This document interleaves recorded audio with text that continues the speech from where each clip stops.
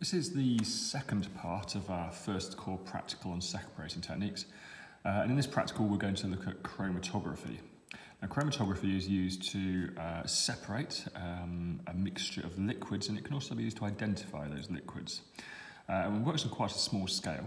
And what we're going to do, we're going to do chromatography of 3 different black inks and see if they're the same and see if they're different. So the first thing I've got here is some ink that we'd put in an old-fashioned fountain pen.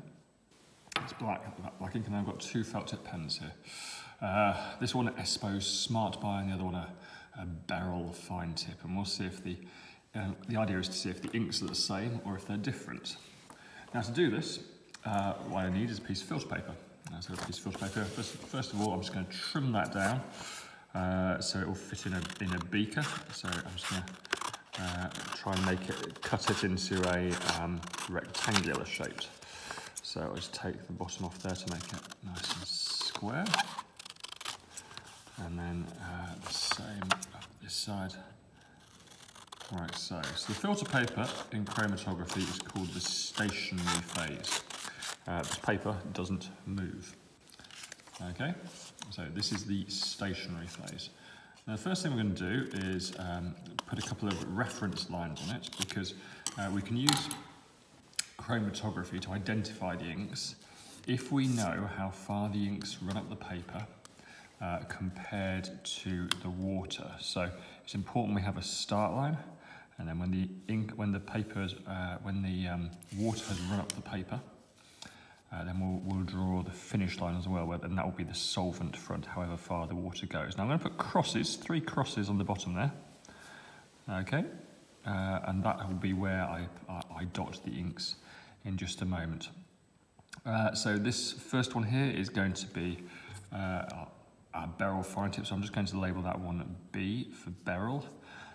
This next one in the middle is going to be our Espo, so I'm just going to put an E for Espo there, and I'll put an I for ink just on the last one.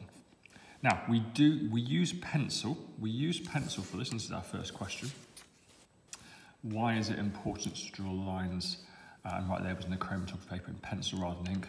The answer is pencil is insoluble. If we used ink to draw that line, then the water would run up past the ink lines and start to separate those as well. Pencil is insoluble, so it will not run up the paper or dissolve. So that's quite important. Right, so let's have a go at putting these some of these dots on. So this is our Espo one, so we'll put that on the E dot. I'm just going to put a little dot on the middle. There's not a lot of ink left in that one, is there? Normally the paper soaks up the inks really quickly, so I might go back over that in a moment with that Espo pen. Right, Beryl can go here. Oh, it's working a bit better. Okay, now getting that ink on the paper, this ink on the paper is going to be a bit more tricky. I'm just going to use the end of a splint. It's not ideal, but it'll probably work. Okay, I was looking for a very thin glass tube, but I couldn't find one. Okay, so that's working. So I'm just going to do that a few times and get a few spots there. Okay, and the idea is I do it repeatedly, so I'll concentrate that dot rather than putting one large drop on and now and spread out over the paper really quite a long way. So I'm trying to get small concentrated dots.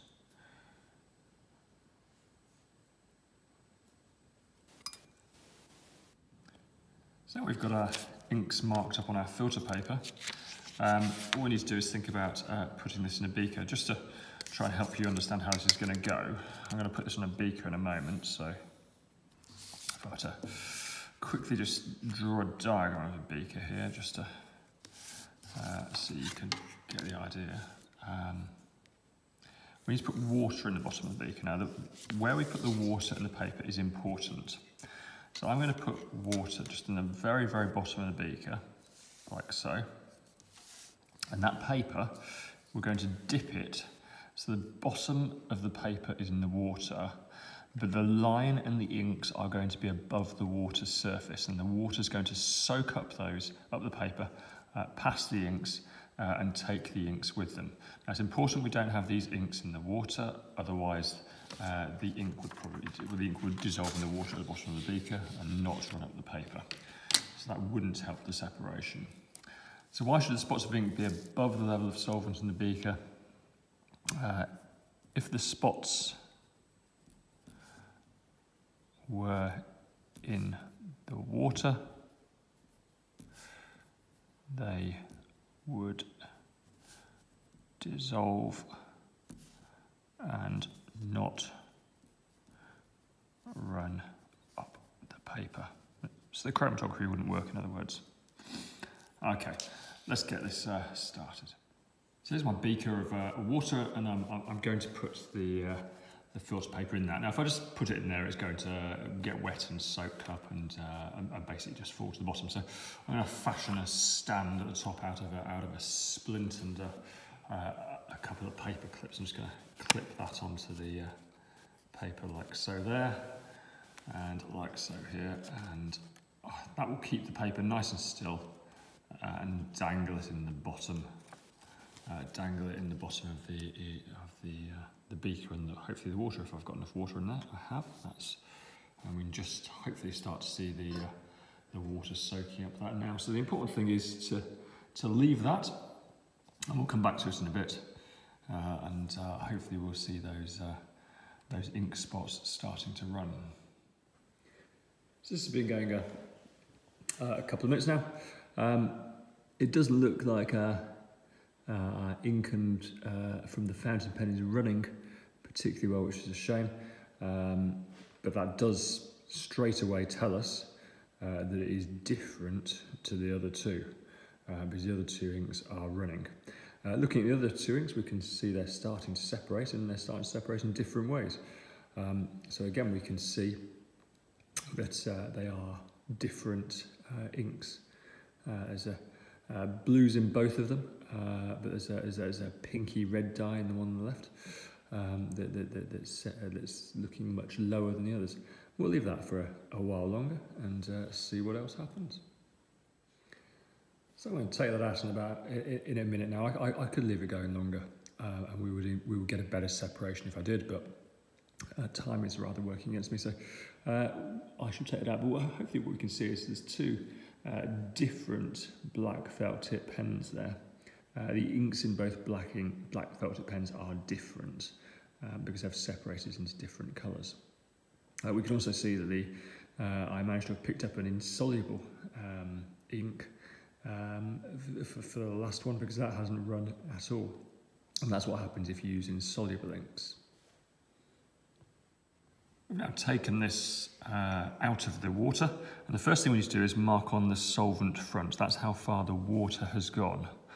Now that's important because this of course will dry, and when it dries we may not be able to see how far the water's run. Now, to try and calculate some RFs, I think what we'll do, we'll use this sort of pink dye here. Now when you see these questions in exam papers, they have small defined dots, and what we have here is something that's much more spread out. So either way, whether you've got a dot or something that's a bit more spread out, what you have to do is try and identify where you think the middle of that dot will be. Well, that pink on this, it was a barrel pen, wasn't it? Yes. This pink on this barrel pen in the middle, that's about the middle of it there. So I'm going to put a dot there, and we're going to measure that distance from the centre of where I think that pink is to that line that we started with, and that's coming in at about 2.3 centimetres. 2.3 centimetres. So let's get that written down on our results here for a second. So our results, we've got our beryl pen. Okay, and the beryl pen was made of a pink dye that travelled 2.3 centimetres. Now the solvent front is the next thing we need to measure. Our solvent front, now that's the distance the water ran. Okay. And that's coming in at 4.2 centimetres there. So solvent front is 4.2 centimetres. So to calculate the RF, that is going to be 2.3 divided by 4.2 for that pink dye. We'll need a calculator to do that, for that 2.3 divided by 4.2. So let's quickly put that into there, and we should be able to calculate that.